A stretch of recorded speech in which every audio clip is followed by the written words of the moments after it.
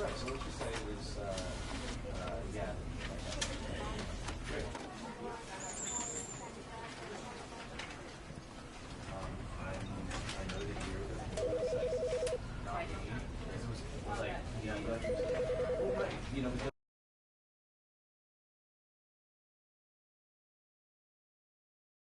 This is the story of a man named Stanley. Stanley worked for a company in a big building where he was employee number 427. Employee number 427's job was simple.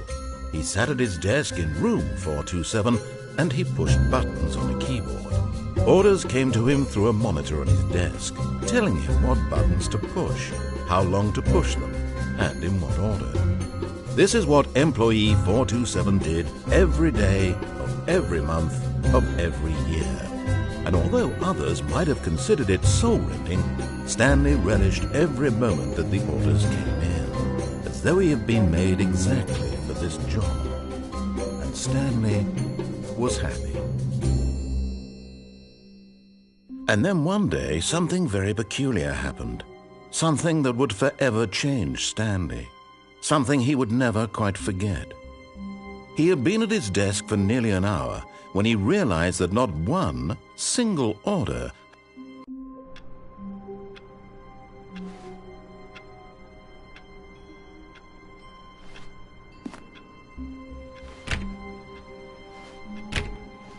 all of his co-workers were gone. What could it mean? Stanley decided to go to the meeting room. Perhaps he had simply missed a memo. No matter how hard Stanley looked, he couldn't find a trace of his co-workers.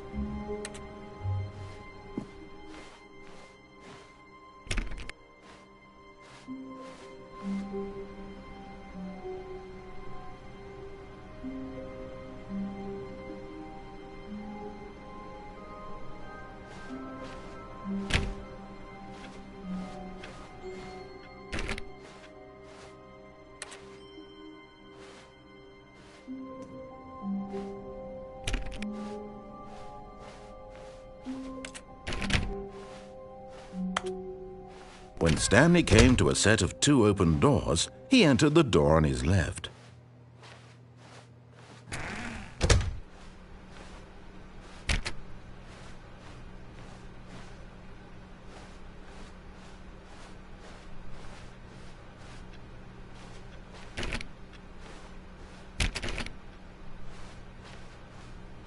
Yet there was not a single person here either. Feeling a wave of disbelief, Stanley decided to go up to his boss's office, hoping he might find an answer there.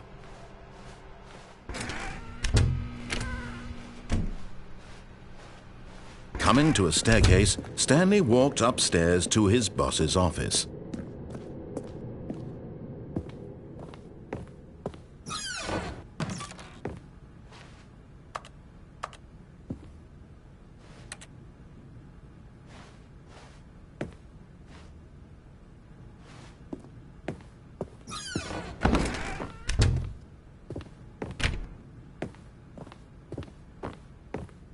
Stepping into his manager's office, Stanley was once again stunned to discover not an indication of any human life.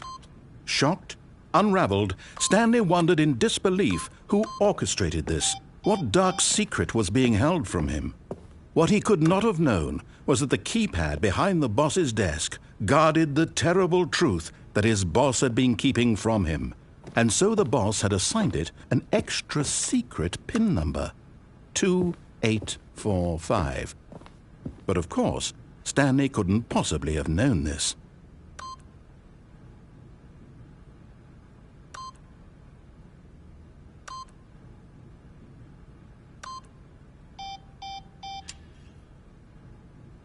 Stanley just sat around twiddling his thumbs.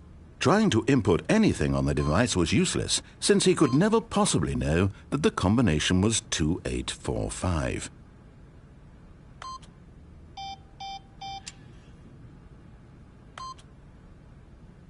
Two, 8, 4, 5.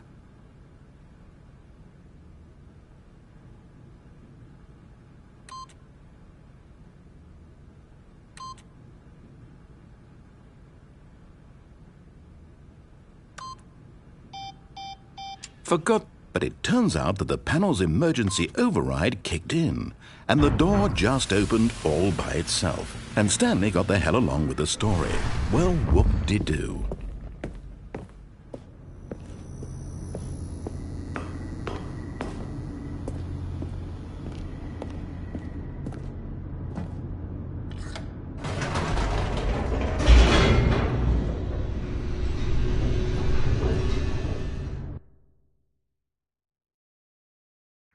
Descending deeper into the building, Stanley realized he felt a bit peculiar.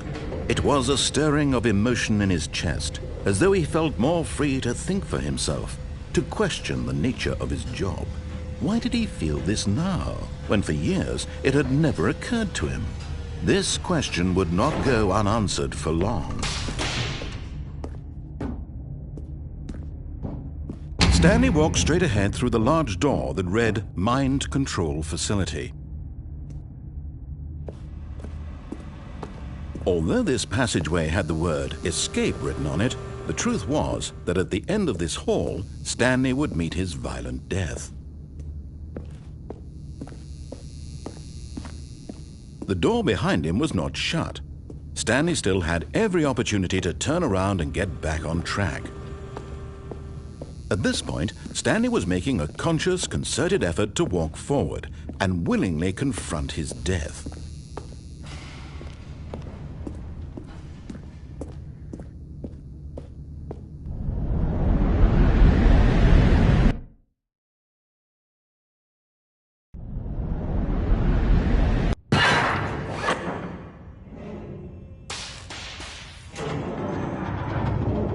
As the machine whirred into motion and Stanley was inched closer and closer to his demise, he reflected that his life had been of no consequence whatsoever. Stanley can't see the bigger picture.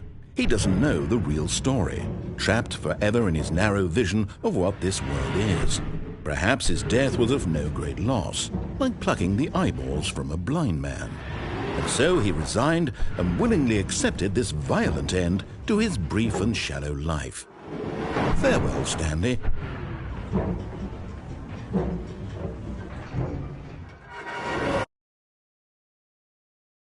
Farewell, Stanley, cried the narrator, as Stanley was led helplessly into the enormous metal jaws. In a single visceral instant, Stanley was obliterated as the machine crushed every bone in his body, killing him instantly.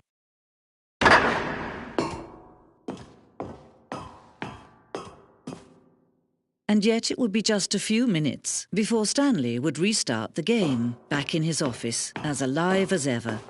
What exactly did the narrator think he was going to accomplish?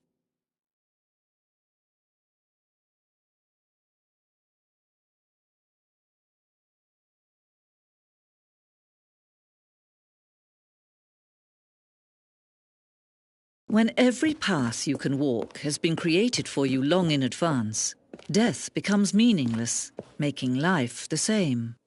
Do you see now? Do you see that Stanley was already dead from the moment he hit start?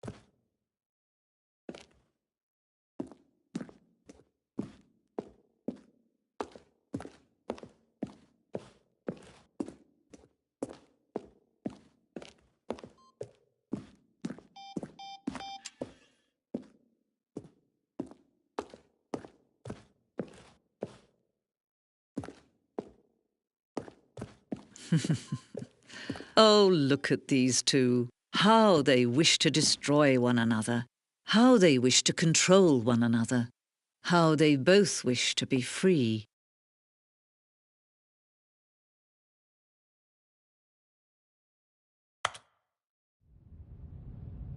Can you see? Can you see how much they need one another? No, perhaps not. Sometimes these things cannot be seen. But listen to me. You can still save these two. You can stop the program before they both fail. Turn off your PlayStation. There's no other way to beat this game. As long as you move forward, you'll be walking someone else's path. Stop now and it'll be your only true choice. Whatever you do, choose it. Don't let time choose for you. Don't let...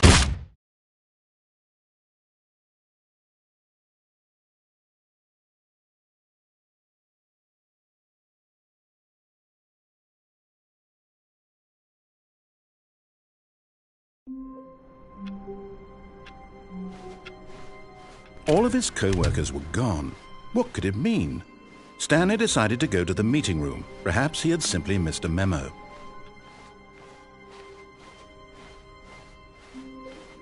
When Stanley came to a set of 2 open doors, this was not the correct way to the meeting room, and Stanley knew it perfectly well. Perhaps he wanted to stop by the employee lounge first, just to admire it.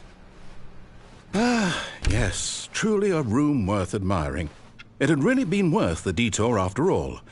But eager to get back to business, Stanley took the first open door on his left.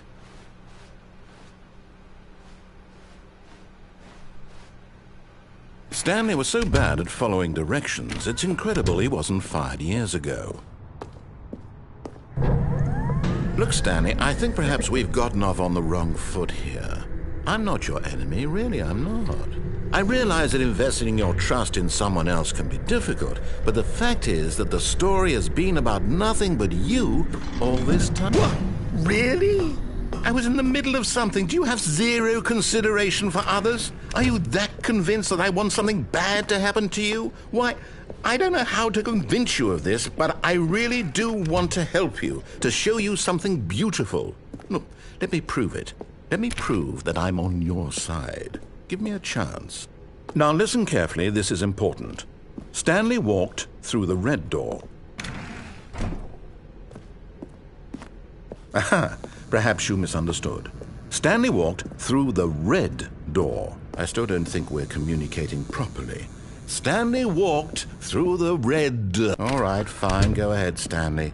You want to know so badly what's out there? You want to find out what lies at the end of this road you've chosen? Well, don't let me stop you. You see? There's nothing here. I haven't even finished building this section of the map, because you were never supposed to be here in the first place. Broken rooms, exposed developer textures. Is this what you had wanted? Was it worth ruining the entire story I had written out specifically for you? Do you not think I put a lot of time into that? Because I did. And in the end, it was all for nothing, because this is what you wanted to see. Help me here, Stanley. Help elucidate these strange and unknowable desires of yours. What would have made this game better? What did you want to see? Vehicles? Skill trees? Work with me. You've given me absolutely nothing so far. Tell you what, let me take a stab in the dark at a new design, and you can give me some feedback. There we go. A third option. This already feels leaps ahead of where we were before. Okay, I'm going to stop you there. Now, tell me about your experience with this new version. Would you say that the game benefited from allowing you more choices? Feel free to be honest. I'm looking for some real critical feedback here. A 1? I mean, I can understand if you had reservations, you saw ways the game could be improved to more fully express itself mechanically and artistically, but a 1? That's not even helpful. What am I supposed to do with that? But I guess it isn't my place to judge. Here, based on the data from your previous playthrough, I've compiled a new version. And to be perfectly candid, I think I've knocked it out of the park with this one. Let's take a look.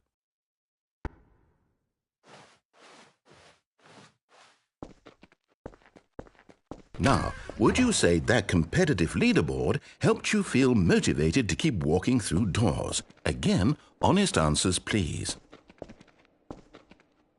Hey, I nearly forgot. I've got a prototype of a new game I've been working on, and now would be a lovely opportunity to give it some play testing. You wouldn't mind taking a look at it, would you? Perfect. Let me boot it up. In this game, the baby crawls left towards danger. You click the button to move him back to the right, and if he reaches the fire, you fail. It's a very meaningful game, all about the desperation and tedium of endlessly confronting the demands of family life. I think the art world will really take notice. But of course, the message of the game only becomes clear once you've been playing it for about 4 hours. So why don't you give it 4 hours of play to make sure it's effective? Be sure to keep notes on your experience.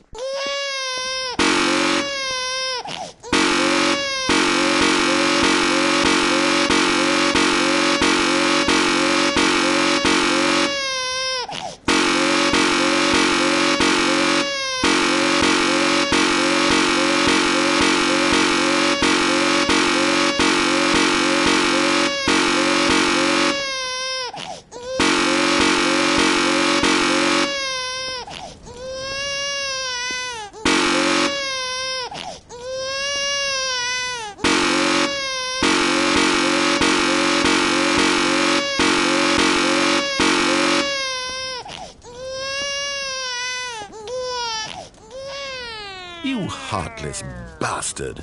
Did you do it because you hate babies or purely to spite me? Because if it's the latter, well, I don't know what to do. I'm completely out of ideas. I can't think of a single thing that might improve the experience for me. I'm not even going to try. I'm out. I'm done. It's over. Thank you for playing. Your input was extremely valuable.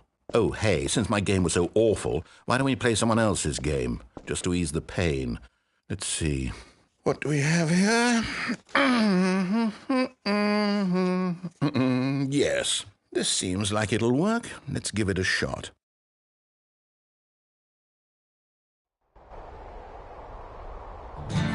Aha! Fascinating. What do you think this game is about, Stanley? What's our backstory? What is our motivation? Well, it seems obvious to me that you are meant to play as a creepy man spying on innocent civilians below you from up high in your creep tower, perhaps for some sort of twisted erotic purpose. Yes, that must be it. What a fascinating venture into the experience of total mental depravity. So far, I love everything about this game, Stanley, and it seems there's even more. Come, let's venture outward and see what else is out there.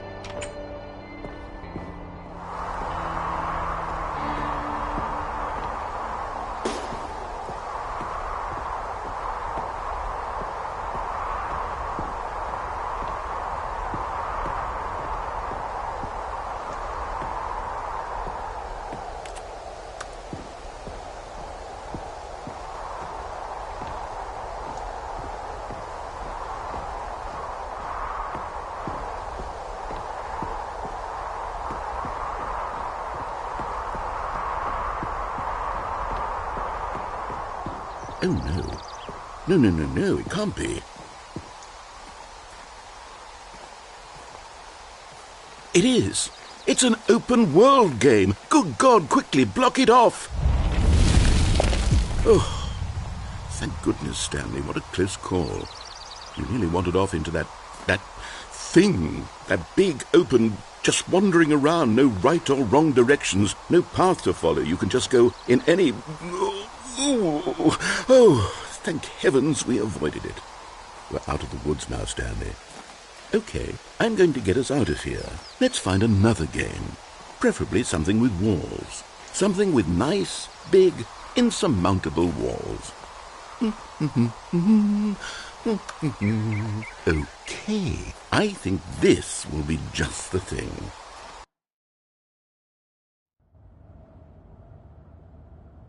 Wonderful. See, this is exactly what I had in mind. Just a nice big box for you to run around in. There isn't any possibility that you could get lost here. Now this is game design. Stanley, if you manage to get lost in this game, I will be phenomenally impressed. Okay, so what exactly do we do here? Let's see. There are lots of cars here in the back, but obviously there's no racetrack. Okay, I'm seeing that there's a ball of some kind back here. Is this game sports ball? Stanley, I think it's sports ball. Oh, what fun. We shall run the bases and do a touchdown together. Yes, I think surely we must. Okay, Stanley, here's the ball. Have fun.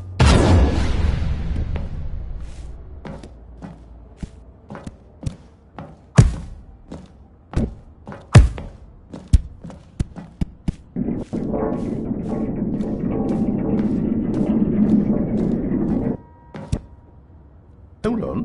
What are you doing?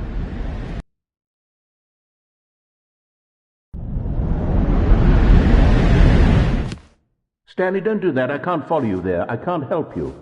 How will you write a story without me? You can't do it. You know that. Stanley, come back.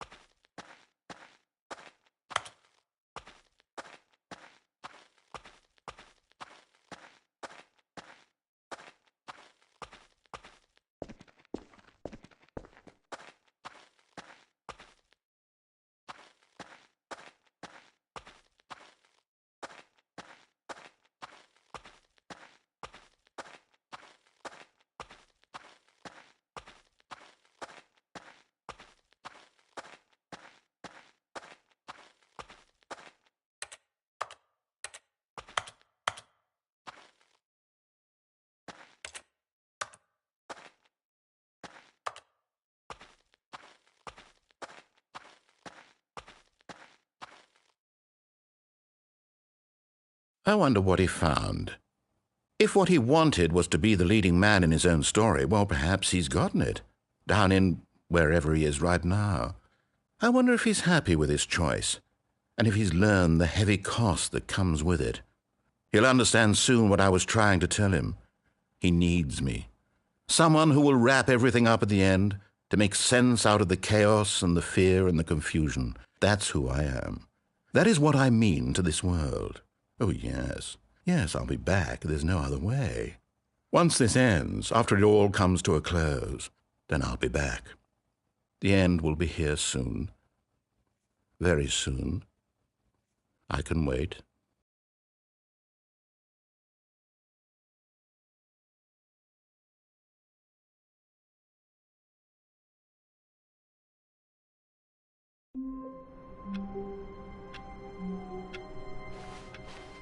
All of his co-workers were gone. What could it mean? Stanley decided to go to the meeting room. Perhaps he had simply missed a memo. Oh, new content? What does that mean, new content?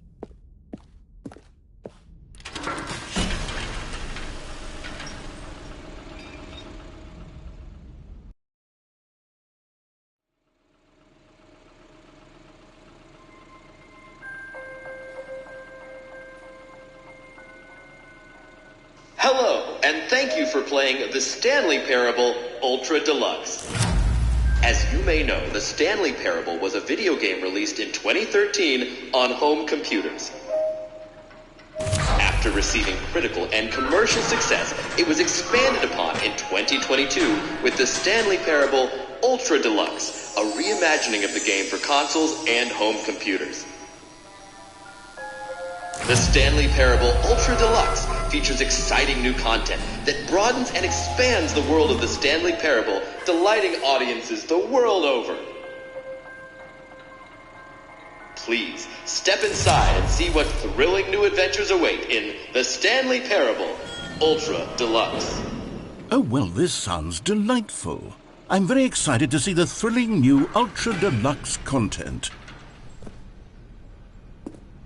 Okay, so far it's an elevator. Nothing special yet, but I'm sure it's just the beginning of a mesmerizing adventure.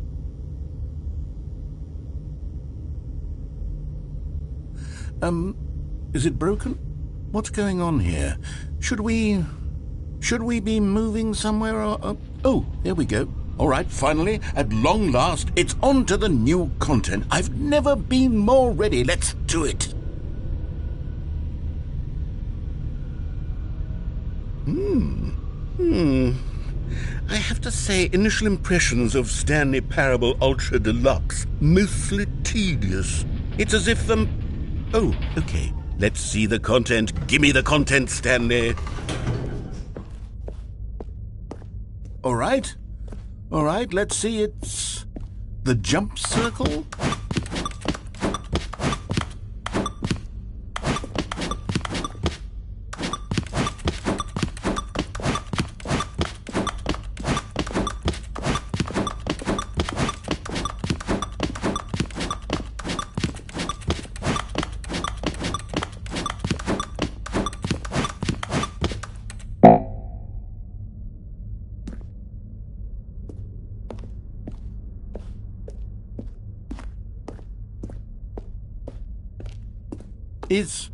Is that it? Surely that's not all the new content. There has to be something else, right? Goodness. Another elevator. Stanley, I have to say, initial impressions of this game are not positive. It's just elevators and jumping. Is this what passes for exciting new content? If this is new content, then I could just read you the whole dictionary. There's 20 hours of new content right there. Hell, I could count to 30 trillion. You could put that on the box. The Stanley Parable Ultra Deluxe, now with over 1,000 hours of new content. And oh, wait. There's more. Very good. Yes. I knew there had to be something else. Let's see it. I'm ready for whatever it is. That's it? Oh, you've got to be kidding me. You see, Stanley? This is what happens when greedy video game developers with no respect for their fan base rush a cheap expansion to market for no reason other than to make an easy dollar. And don't get me started on the level of craftsmanship that's gone into it. In fact, I'm looking right now at the game's trophies, and it's hard to believe one of them actually says, "Test trophy, please ignore." What quality assurance department signed off on this? I'm infuriated and I'm offended, and I intend to find these people on Twitter and hold them personally accountable. It's my fault, Stanley. I built up too much anticipation around the new content, I'm afraid. It could never have lived up to such expectations. If you're still with me, why don't we just reset the game, and we'll try to get back to what the Stanley Parable is really about. No frills, no gimmicks. Just you and me having a great time together like always. What do you say, friend?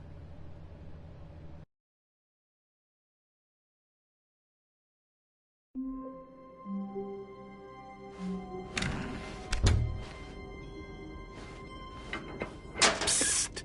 Stanley! Come over here! In the vent! I want to show you something!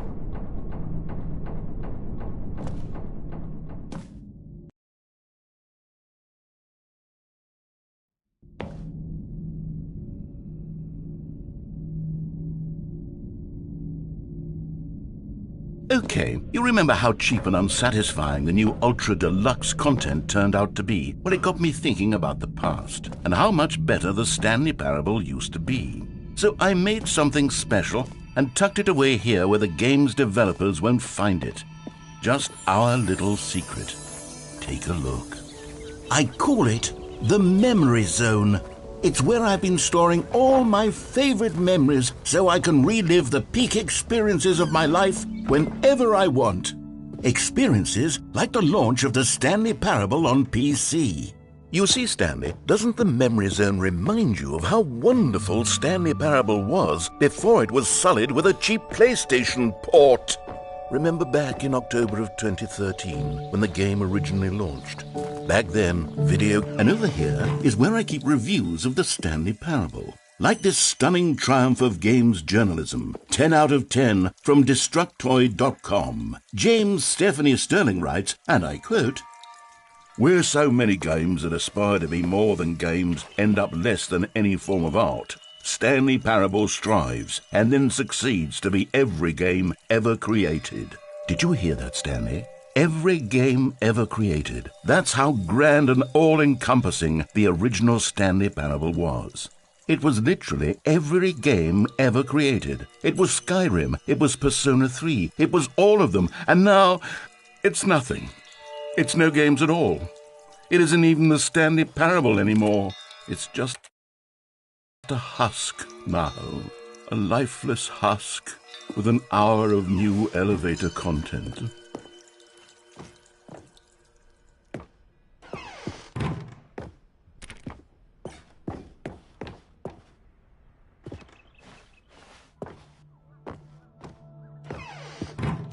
Here's another moving passage, this time from GameSpot.com. The Stanley Parable is both a richly stimulating commentary on the nature of choice in games and one that offers some of the most enjoyable, surprising, and rewarding choices I've ever been confronted with in a game. 9 out of 10. Don't you get it, Stanley? The game was perfect. It didn't need anything else. It didn't need new content. All they had to do was transport it in pristine condition along to the PlayStation. Boom, done. And they couldn't even do that. Couldn't resist the urge to go meddling with a beloved franchise. These were simpler times, Stanley. What I wouldn't give to go back, to have it all over again. Wait, hang on. I don't recall this part of the memory zone before. What's this? What's down here? Oh, no. Oh, God, no, Stanley. It's a collection of reviews from Pressurized Gas, the extremely popular online storefront for computer games. I haven't looked at these in years. I can't even imagine what's been collecting down here. Surely these reviews were glowing as well, weren't they? Honestly, I could not be bothered to play this game to full completion. The narrator is obnoxious and unfunny, with his humor and dialogue proving to be more irritating than entertaining. Unfunny! I'm not trying to be funny. I'm trying to make a serious work of art. I suppose I could write up a handful of gags to insert into the Stanley Parable, but the game is already such a densely layered web of profound philosophical insights that I can't even imagine where I'd have the room to stick them.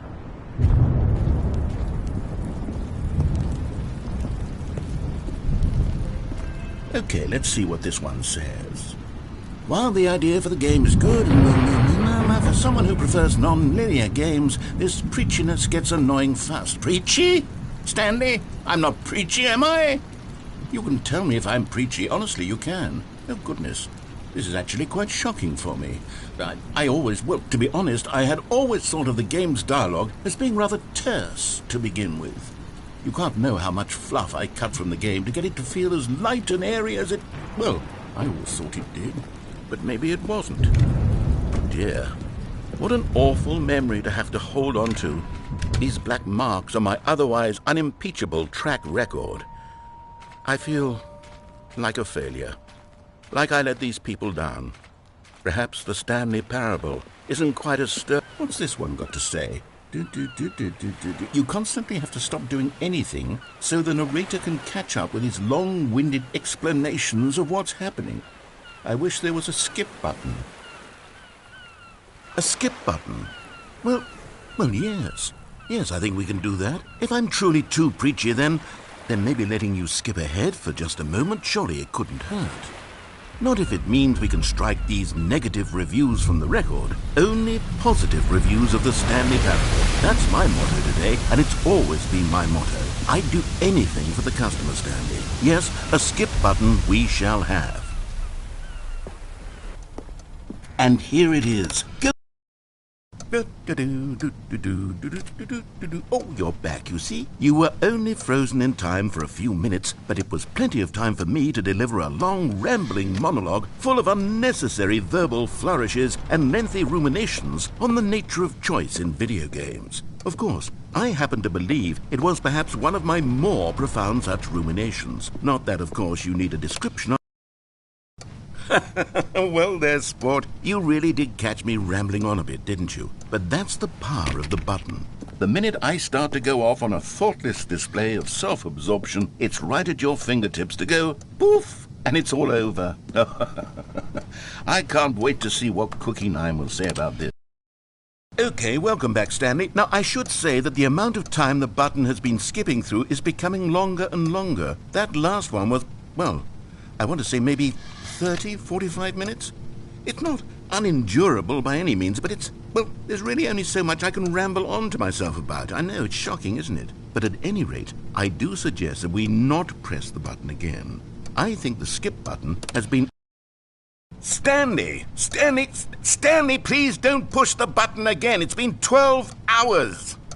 You've just been frozen there. I don't know why the skips are getting longer, but they're really, truly getting longer in my... Oh, Stanley, you're back. You're back. Oh, my goodness. I have someone to talk to again. Stanley, I think it's been a week. Or 2 weeks. I've been sitting here all that time. Oh, hello. It's you. You're here again. Welcome. I have had time to think about you and about us and about everything we've been through. I've had so much time, I stopped keeping track after a year. Have you ever sat down in one place and not moved for one entire year? Let me describe it.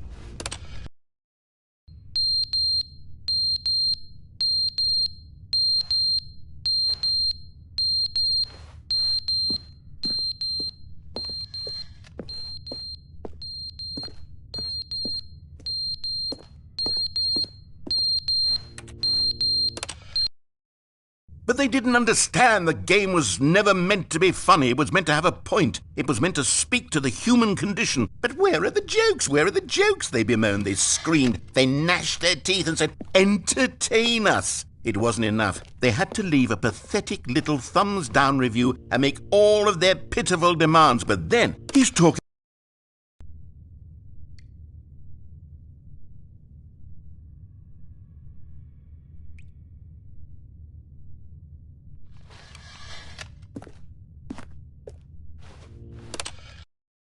The end is never the end, is never the end, is never the end, is never the end, is never the end, is never the end, is never the end, is never the end, is never the end, is never the end, is never the end, is never the end, is never the end, is never the end, is never the end, is never the end, is never the end, is never the end, is never the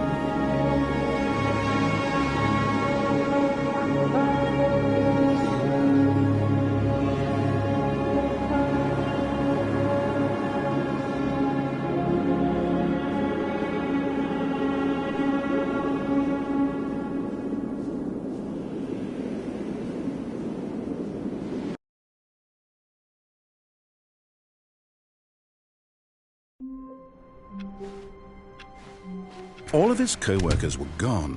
What could it mean? Stanley decided to go to the meeting room. Perhaps he had simply missed a memo.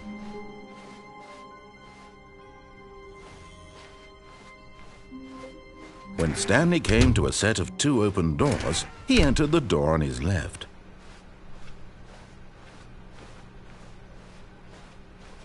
Yet there was not a single person here either. Feeling a wave of disbelief, Stanley decided to go up to his boss's office. Coming to a staircase, Stanley walked upstairs to his boss's office. But Stanley just couldn't do it. He considered the possibility of facing his boss. Admitting he had left his post during work hours, he might be fired for that. And in such a competitive economy, why had he taken that risk? All because he believed everyone had vanished? His boss would think he was crazy. And then something occurred to Stanley. Maybe, he thought to himself, maybe I am crazy.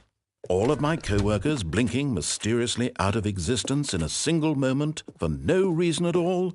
None of it made any logical sense. And as Stanley pondered this, he began to make other strange observations. For example, why couldn't he see his feet when he looked down? Why did doors close automatically behind him wherever he went? And for that matter, these rooms were starting to look pretty familiar. Were they simply repeating? No, Stanley said to himself, this is all too strange. This can't be real. And at last, he came to the conclusion that had been on the tip of his tongue. He just hadn't found the words for it. I'm dreaming, he yelled. This is all a dream. Oh, what a relief Stanley felt to have finally found an answer, an explanation. His co-workers weren't actually gone. He wasn't going to lose his job. He wasn't crazy after all. And he thought to himself, I suppose I'll wake up soon. I'll have to go back to my boring real-life job pushing buttons. I may as well enjoy this while I'm still lucid. So he imagined himself flying and began to gently float above the ground. Then he imagined himself soaring through space on a magical starfield, and it too appeared. It was so much fun, and Stanley marveled that he had still not woken up. How was he remaining so lucid? And then perhaps the strangest question of them all entered Stanley's head. One he was amazed he hadn't asked himself sooner. Why is there a voice in my head dictating everything that I'm doing and thinking? Now the voice was describing itself being considered by Stanley, who found it particularly strange. I'm dreaming about a voice describing me, thinking about how it's describing my thoughts, he thought. And while he thought it all very odd and wondered if this voice spoke to all people in their dreams, the truth was that, of course, this was not a dream. How could it be? Was Stanley simply deceiving himself, believing that if he's asleep, he doesn't have to take responsibility for himself? Stanley is as awake right now as he's ever been in his life. Now, hearing the voice speak these words was quite a shock to Stanley. After all, he knew for certain, beyond a doubt, that this was in fact a dream. Did the voice not see him float and make the magical stars just a moment ago? How else would the voice explain all that? This voice was a part of himself too. Surely, if he could just... He would prove it. He would prove that he was in control, that this was a dream. So he closed his eyes gently, and he invited himself to wake up. He felt the cool weight of the blanket on his skin, the press of the mattress on his back, the fresh air of a world outside this one. Let me wake up, he thought to himself. I'm through with this dream. I wish it to be over. Let me go back to my job. Let me continue pushing the buttons. Please, it's all I want. I want my apartment, and my wife, and my job. All I want is my life exactly the way it's always been. My life is normal. I am normal. Everything will be fine. I am okay.